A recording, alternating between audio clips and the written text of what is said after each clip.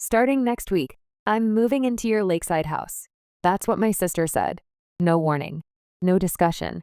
As casually as if she were announcing tonight's dinner menu. It was a Sunday afternoon, the day our family always gathers. The dining room of my childhood home looked the same as always. Sunlight streamed through the bay window. It caught the crystal glasses and scattered tiny points of light across the white tablecloth, the polished mahogany table, the Sunday china, the assigned seats. In this house, time and roles remain frozen in place. I sat there, fork in hand, unable to move. I smoothed the burgundy napkin on my lap. I breathed in the scent of the pot roast my mother had been simmering since morning. It should have been comforting, but my breathing felt shallow. My father stood at the head of the table, carving the meat with practiced precision, each slice perfectly uniform, each one placed on the Sunday plates. Just a small piece, Dad. My voice went unheard, or perhaps ignored. A large portion landed on my plate anyway. Caroline, you've always been too thin. He didn't even look up. I'm 38 years old. I can decide what I eat and how much. But in this house, even such basic autonomy doesn't exist. The front door opened. My sister Natalie and her children tumbled in. Backpacks hit the floor. Arguments over chairs. The room filled with noise in an instant. Sorry we are late, Natalie said it brightly, without a trace of apology. There was something about the bounce in her voice that unsettled me, though I couldn't say why. My father and Natalie exchanged a glance. Just for a moment. I'd seen that look countless times since childhood. It was the signal that something had already been decided. And I was, once again, the last to know. As I gripped my fork, an old teaching came to mind. Something I'd read long ago. In stillness, truth is found.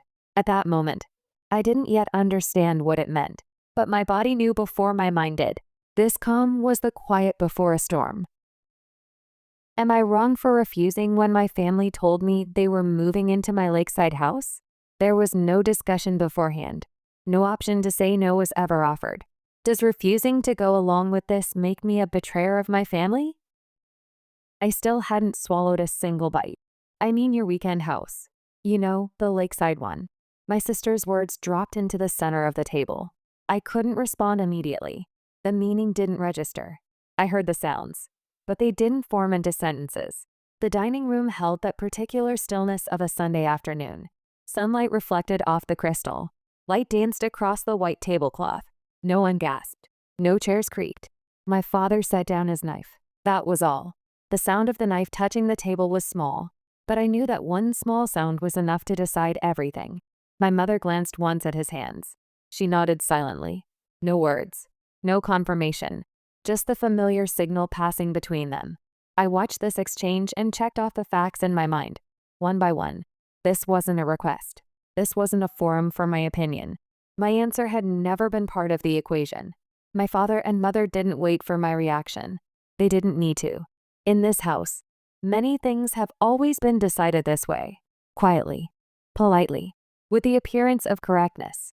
And my seat at the table is only prepared after everything is already settled. My mother said nothing. She simply served herself vegetables. The gesture was so natural that I realized something in that moment. This conversation didn't start here. It started somewhere else. Without me. The foundation has some issues. My sister took a sip of water and continued. Her tone was light.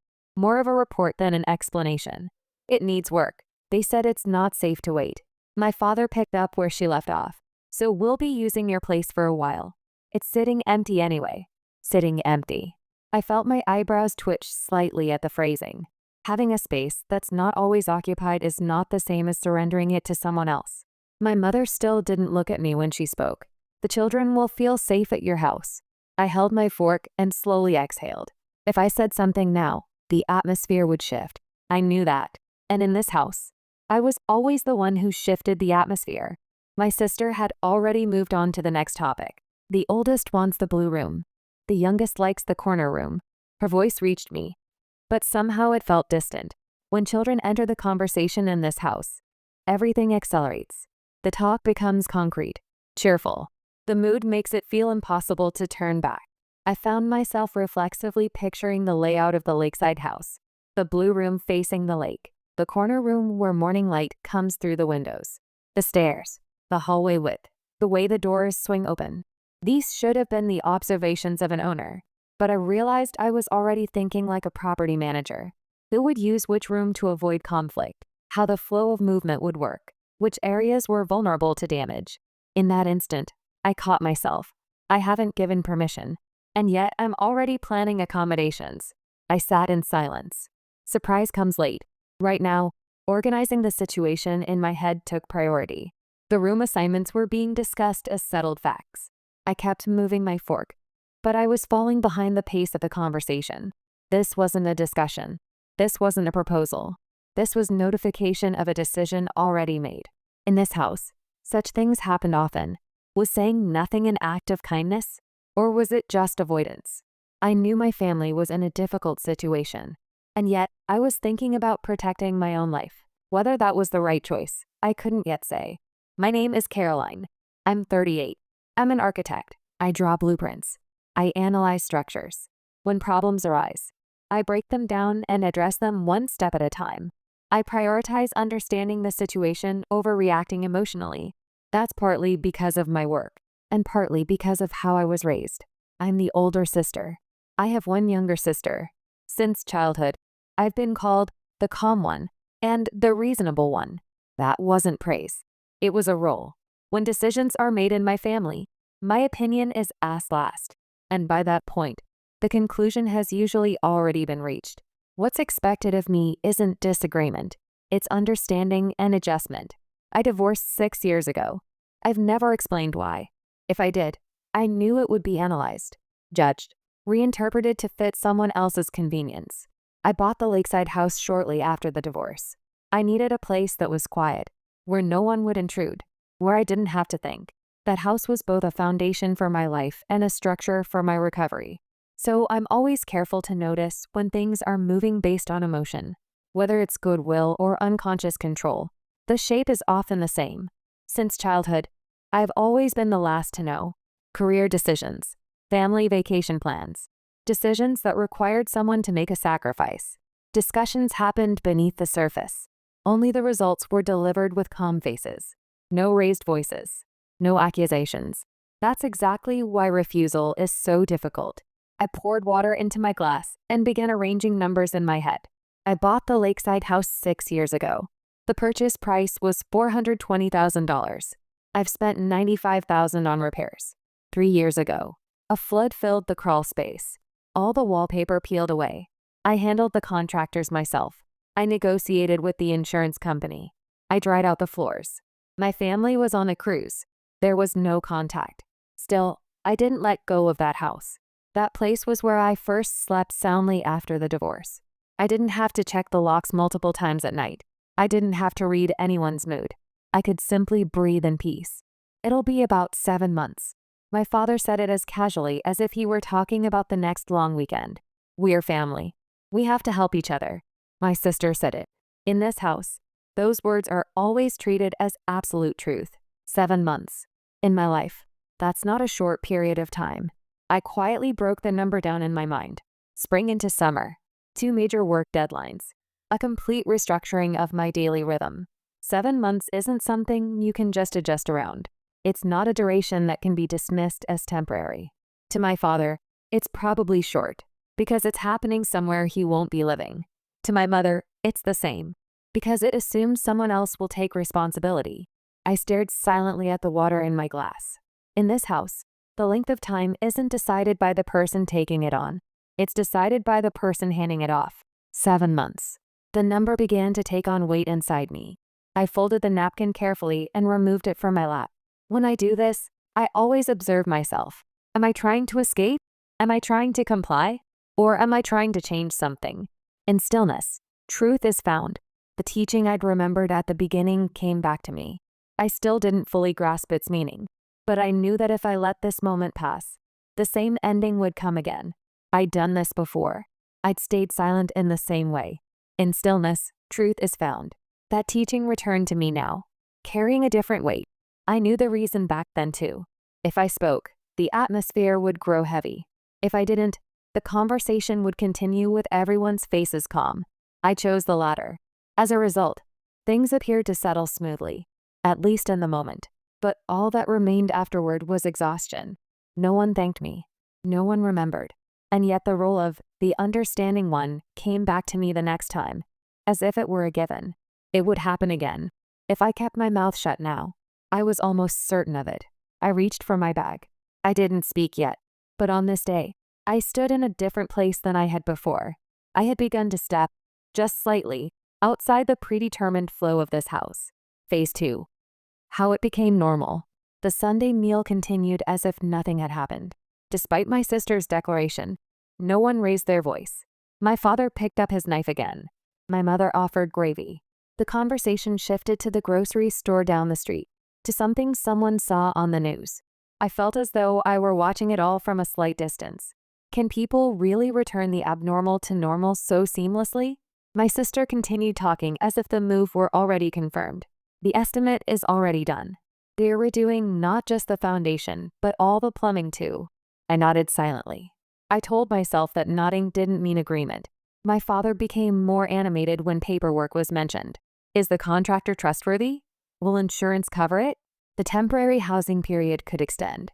Each of those statements made it clear. They were treating my house as a shared family resource. My mother looked at my plate and said, "Eat more. You're going to be busy." I couldn't tell what she meant. Busy for whom? Whose burden was being assumed? My sister took out her phone and showed me photos. I already told the kids. I showed them pictures of the lake. They're so excited. The children's faces on the screen looked genuinely happy. That made the situation even more complicated. I thought about the time I'd spent at that house, falling asleep to the sound of the lake at night, making coffee alone, reading a book in the morning with no one to interrupt. Those moments were being slowly overwritten by someone else's schedule. 7 months will fly by. My mother said it. I traced the number again in my mind. 7 months. Spring to the edge of winter. Where would my life be during that time? My father didn't seem to think he needed to convince me. You're busy with work anyway. You're not there most of the time. Being absent becomes a reason to lose your rights. That logic has been used in this house for as long as I can remember. I stopped myself from reflexively arguing. If I showed emotion, the conversation would be framed as selfishness. And that would be the end of it. My sister interpreted my silence in a way that suited her. "Thank you. This really helps." I hadn't agreed to anything, but the words of gratitude were already in place. A procedure to narrow the space for refusal. In stillness, truth is found. The teaching from the first chapter came back to me. This time, I thought I understood it a little better. This silence wasn't consideration. It was pressure. The meal ended. My mother brought out dessert. "It'll be lively for a while, but you'll be fine." I smiled faintly at her words. My life would be the one getting lively. My life would be the one changing. My father drank his coffee and said, "What about the keys? We'll need spares for the kids." In that moment, I finally understood clearly. They were no longer waiting for my answer. They'd moved on to logistics. My sister continued as if it were obvious. "We have a lot to move, so we'll probably do it over a few weekends. It's better if we go when you're not there, right?" The words sounded considerate, but in reality, it was a plan to enter my space based on my absence. I wrote the situation out in my mind. Who decided this? When was it decided? Why wasn't I consulted? I knew the answer. The decision was made by the family unit. Within that unit, my opinion was merely a variable to be adjusted. After the meal, I stood and excused myself to help in the kitchen. I needed time alone. I ran the water and focused on the sensation in my hands. Cold. Veal. My mother spoke from behind me. "I knew you'd understand." That one sentence explained everything. The person who understands takes on the burden. The person who doesn't is protected. I didn't respond. If I did, the role would solidify again.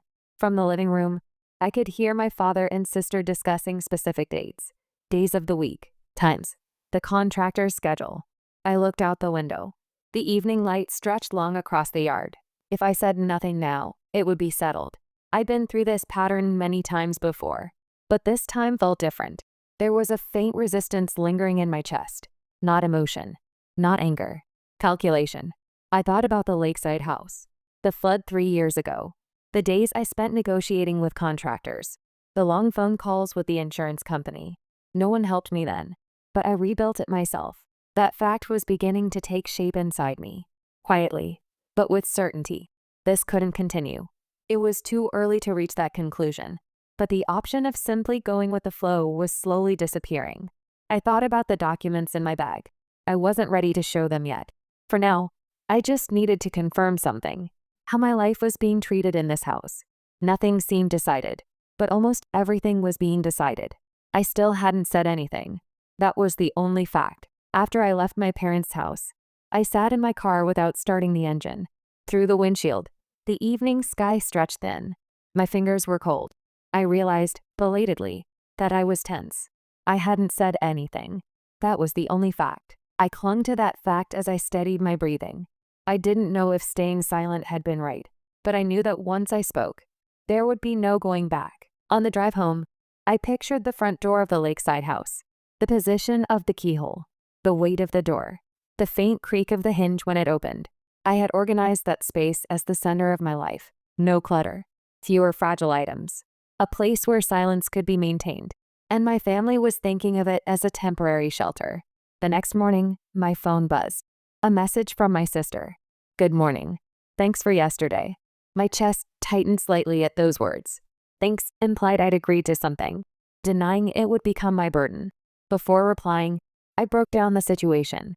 My sister's house had a problem. She said repairs were needed.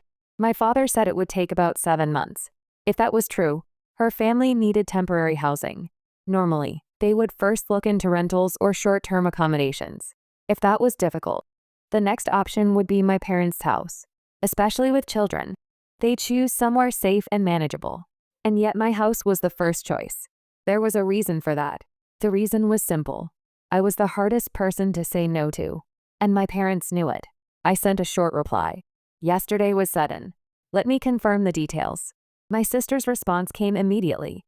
Yeah, I get it, but I want to move before the contractor's schedule fills up. Can we bring some things over this weekend? Fast. The speed of decision-making was fast. It had the form of consultation, but the pace was moving toward a conclusion. I stared at the screen, unable to move. Not with anger, not with surprise. Seeing the procedure so clearly made everything feel colder. I went to work. I arrived at the office. I processed emails as usual. I attended meetings. I reviewed blueprints, identified structural inconsistencies, gave instructions. I was my usual self, but in a corner of my mind, another blueprint was floating. The blueprint of the lakeside house. Who would use which room? How much would they bring? If the children ran around, what about the stairs? The corners of furniture? Scratches on the floor? I was unconsciously looking at the house through the eyes of a property manager. When I realized this, I said quietly to myself, I haven't given permission yet, but I was already preparing. I was the older sister, the one who adjusted things, the calm one. I'd been told that my whole life. I thought that if I played that role, the family would function smoothly. But now, that smoothness was cutting into my life. During lunch, I sat alone in my car. Only the hum of the air conditioner filled the space at regular intervals. In stillness, truth is found. The teaching came back to me. This time, I thought I understood a little more. Stillness doesn't let me hide my true feelings, the expectations of others, the family roles. In this place where nothing makes a sound, what I truly feel has nowhere to hide. It echoes back. I didn't want to admit it, but I couldn't run anymore. I don't want to give up my house for this family. That fact rang out clearly in the stillness. That evening, my father called. It was unexpected. My father usually goes through my mother or delivers his point on Sundays at the table. He rarely calls directly. Caroline, do you have a minute? His voice was slightly lower than usual. Did something happen? I stopped what I was doing and moved to the window in my office. I felt I needed to be somewhere quiet to hear his words accurately. It's about the keys. With those words, my spine went cold. Natalie told me, there are only 2 keys to the lakeside house. I said nothing. My father continued, there are children. We'll need keys for the adults, the kids, and an emergency spare. Sorry to ask, but could you have about 3 made by the end of the week? In that moment, I felt my breath stop. Making keys. That wasn't just preparation. It was the act of physically granting them the right to come and go freely. That, I said it quietly. Nothing has been decided yet. My father paused for just a moment. That silence wasn't surprise. It was calculation. What are you talking about? We discussed this on Sunday. I took a deep breath. I heard the discussion, but I didn't agree. My father's voice hardened slightly.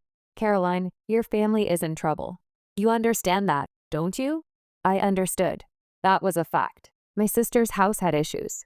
There were children. The repairs would take time. But that was separate from surrendering my house. Dad, I'm not making the keys. The moment I said those words, I understood I'd crossed a line. My father said nothing for a while. I could sense him thinking on the other end of the line. Are you serious? I'm serious, I answered. Making keys is the same as approving them moving in. I can't do that. My father's voice dropped lower. Then what's Natalie supposed to do? If you're saying that, we'll have to look elsewhere. His words carried the weight of shifting responsibility, but at the same time, it was the first moment my refusal was being treated as real. Yes, please look elsewhere. I gave that answer. My father hung up without another word. I stood there holding my phone, looking out the window. The evening light stretched the shadows of buildings long. My chest was moving quietly, not with anger, not with fear. It was the realization that I'd drawn a boundary. My father's call was the first shock for me. In this family, I'd almost never opposed my father's directives. But now, for the first time, I'd said no. In stillness, truth is found. That teaching was beginning to take on meaning. Quietly, clearly, I had chosen my position.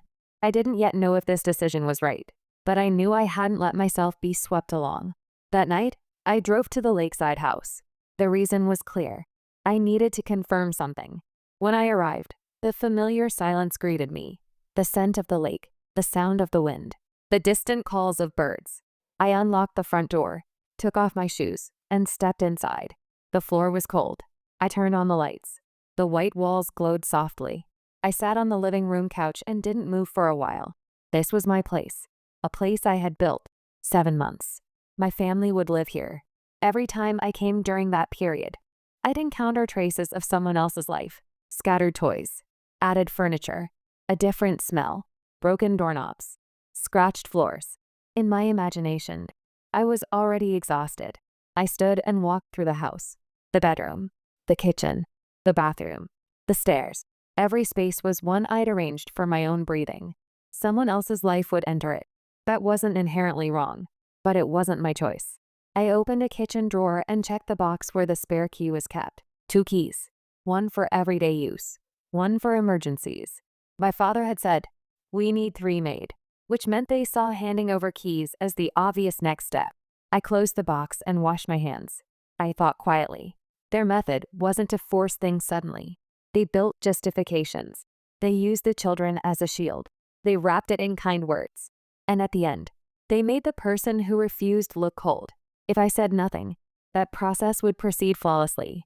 I took out my phone and opened my calendar. This weekend, the day my sister said she'd come. I deliberately left that day open. Before deciding whether to meet her, there was one more thing I needed to confirm. I opened a file cabinet and pulled out documents. The purchase paperwork for the lakeside house, insurance papers, repair records, photos from the flood, contracts with contractors. I spread them out on the table and examined them calmly. I'm not someone who acts on emotion. Emotion comes later. So I gather facts. Who bore what costs? Who made what decisions? What are my rights? And what would be concessions? If I couldn't articulate that, in this family I'd quickly become, you're being cold. I opened the notebook I'd left on the corner of the table. On a blank page, I slowly wrote a single line, boundary, and beneath it, I added in small letters, I decide. When I saw those words, something in my chest eased slightly. Nothing had happened yet. No one had come yet. But for the first time, I held a clear intention toward this house. This weekend, my sister would come. The children would come. She'd said they'd be happy to see the rooms. What would I say then? What would I not say? I hadn't decided yet, but there were things I had to decide. I organized the documents and returned them to their place. I checked the key box one more time. I closed the bedroom window. As I was leaving, I stopped in front of the door. Outside, the darkness stretched over the lake. Moonlight lay faintly across the water. I locked the door and got into my car. Nothing seemed decided, but almost everything was being decided. I still hadn't said anything. That was the only fact. This time, I intended not to let go of that fact. My sister came to the lakeside house on a Saturday morning. The sky was clear. The lake was calm. The conditions were almost too perfect, as if they didn't match what was about to happen. I heard the sound of tires on the gravel driveway. I watched from the window. My sister's car. The shadows of children moving in the back seat. I waited in front of the door. The key was in my pocket. "Thanks for having us." My sister said it and got out of the car as if it were a given. I only nodded. The children were already excited before entering the house. The lake, the wide yard, more than enough space to run around. I didn't stop them. That wasn't the way to show whose house this was. I opened the door and let everyone inside. My sister arranged her shoes as if this were already her home and stepped into the living room. It really is spacious. This should work. I didn't know what standard she was using for should work, but it certainly wasn't my life. My sister stood by the window, looking out at the lake, and said, "Hey, Caroline." Her tone was slightly more cautious than usual. "Dad told me about the keys." I looked at her silently. "Why are you suddenly saying things like that? I thought this was already decided." "Who decided it?" I asked quietly. My sister's eyes flickered for a moment, as if searching for words. Then she shifted her tone slightly. "We're really in trouble. Short-term rentals are expensive, and there's the kids' school to think about." There was a tired edge to her voice. That was probably real, but her exhaustion wasn't a reason for me to take it on. "Did you look into rental prices?" I asked specifically. My sister's expression shifted slightly. "Not properly yet. Did you get any estimates?" "Well," her words trailed off. I understood the meaning of that silence. My sister hadn't seriously looked into other options yet, because the option of my house had been available from the start. "Natalie." I said her name. "You think using my house is free?" My sister frowned slightly.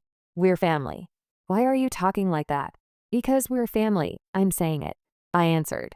"Using my house is the easiest option for you, so you didn't look for anything else." "That's the truth, isn't it?" My sister couldn't argue. That silence said everything. She was in trouble. That was a fact. But being in trouble didn't mean she had the right to use my life as her first option. My sister exhaled deeply. "So what am I supposed to do?" That question wasn't asking me for a solution. It was trying to shift responsibility onto me. "That's for you to decide." I said it clearly. "All I can offer is a list of short-term rentals." I stopped in the center of the living room and looked at my sister. "We need to talk." My voice was the same as always, neither loud nor quiet. My sister's expression changed slightly. The shift was small, but I didn't miss it. "There's something I need to say first." The children sat on the couch, looking out the window. I kept my eyes on my sister and continued. "I haven't agreed to you living here." The air stopped. My sister blinked, as if searching for words. What came next was a troubled smile. "What?" I thought this was already settled. Dad and everyone seemed to think. I nodded. "I'm sure they did, but that's not my agreement." My sister stared at me, more confusion than surprise. "But we're family. You know we're in a tough spot, right?" I didn't answer. Instead, I picked up one of the files I'd left on the table. "This is the purchase contract for this house. This is the repair record. This is the insurance paperwork." My sister looked at them in silence. The children seemed to sense the mood and stopped making noise. "I bought this house. I maintained it. I repaired it. The costs, the responsibility, all of it was mine." I continued calmly. There was no need for emotion. The facts were enough. I heard the timeline was 7 months, but that's not what I'd call temporary. My sister's voice took on a slightly irritated edge. "So what am I supposed to do?" "I have children." I'd been waiting for those words. That's why I organized the options. I opened another file. A list of short-term rentals. Temporary housing candidates nearby. Estimated costs. You can live here during the repairs. The distance to school isn't a problem. My sister looked at the documents, then at me. "You went to all this trouble?" "Because it was necessary," I answered. "If there are options other than using my house, those should be considered first. If that's not possible, then we need to discuss terms." My sister was at a loss for words. Handing over keys. Indefinite occupancy. Free access based on my absence. I listed them one by one. "I don't agree to any of those." I didn't raise my voice. I didn't become emotional. But the fact remained. I'd pushed her away. Was this a boundary? Or was this rejection? I still couldn't say. In stillness, truth is found. The meaning of that teaching finally took shape. You don't need to raise your voice for facts to stand firm. In stillness, words don't cloud. My sister stayed silent for a while. The children looked over anxiously.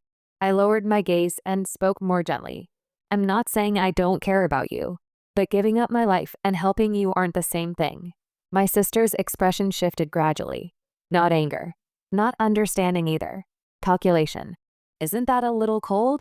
The moment those words came out, I knew. This was the boundary. I don't know if it's cold, but I think it's accurate, I answered. I'm not refusing to let you live here. I'm just not accepting something that was decided without my consent. My sister exhaled deeply. Let me think about it. I nodded. That's fine. She called to the children and began loading things back into the car. No one cried. No one shouted. The plan had simply changed. As my sister put things back in the car, she checked her phone several times. Probably the contractor calling. I didn't say anything. I could tell she was calculating. The numbers she'd never had to think about before. The effort I'd always taken on. All of it was quietly returning to her side. I stood at the door and listened to the sound of the car pulling away on the gravel. After my sister's car left, nothing remained around the house. No commotion. No shouting. No broken things. Just the absence of a plan. The lake remained calm. I stood in front of the door for a while. I didn't feel like something had ended. Instead, I felt like something had simply stopped moving forward. It wasn't defeat. It wasn't victory. The flow had simply stopped. I closed the door and locked it. The sound lingered in my ears more clearly than usual. I returned to the living room and put away the documents on the table. I hadn't compromised. I'd simply decided. Sometimes, to avoid being taken from, you have to stop moving. That thought settled quietly in my chest. A boundary isn't something you draw by fighting someone. It's deciding where your life begins and ends. I looked out the window. Light rippled across the water. This place was still mine. My sister contacted me that night. Sorry about today. The message was short. No excuses. No explanations. I didn't reply right away. There was no need to rush. The next day, my father called. That was unusual. Normally, he'd go through my mother or just deliver the essentials. His voice was lower than usual. Looks like things didn't go as planned.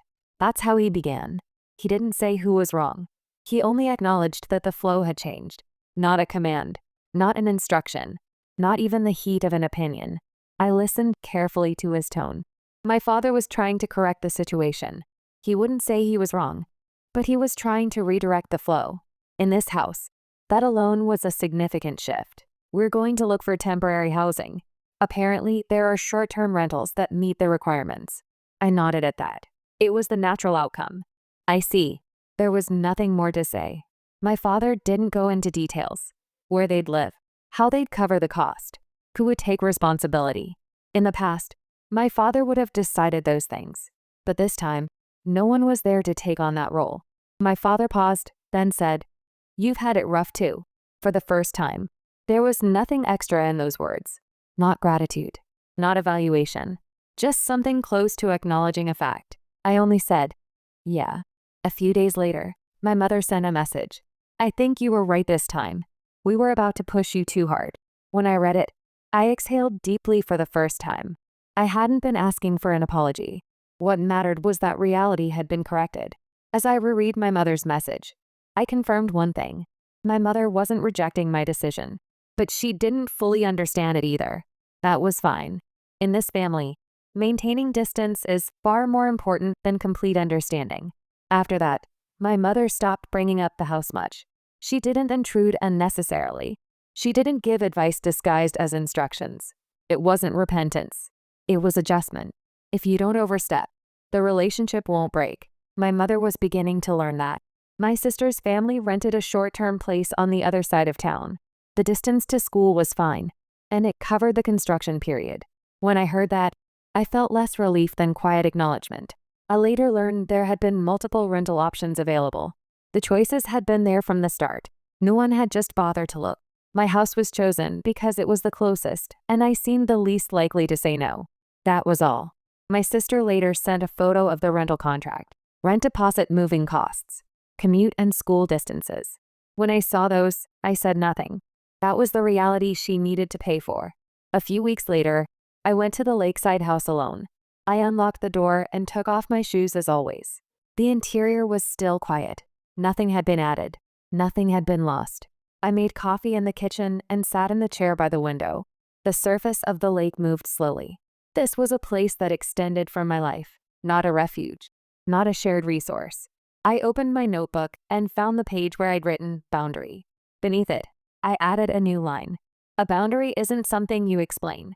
It's something you protect. In stillness, truth is found. I understood that teaching differently now. Stillness wasn't there to bind me. It wasn't there to trap me. Stillness was asking me to choose. I finally understood that. It was there to keep me from deceiving myself about my choices. In stillness, certain things become audible. Not someone else's expectations, not someone else's convenience, but where I truly stand. To keep that from becoming ambiguous, I chose this stillness. I held the cup in both hands and felt its warmth. I was here, now. That was my choice. Outside, the wind moved through the trees. Small waves formed on the lake. I stood and opened the window. Cold air came into the room. I would keep protecting this place, not to fight someone, but to return my life to where it belonged. That was enough. Am I wrong for drawing a boundary with my family? I didn't blame them. I simply chose not to give up my life. But I did stop my family when they asked for help. Does that make me cold? Or was I just protecting my own life? What would you have done?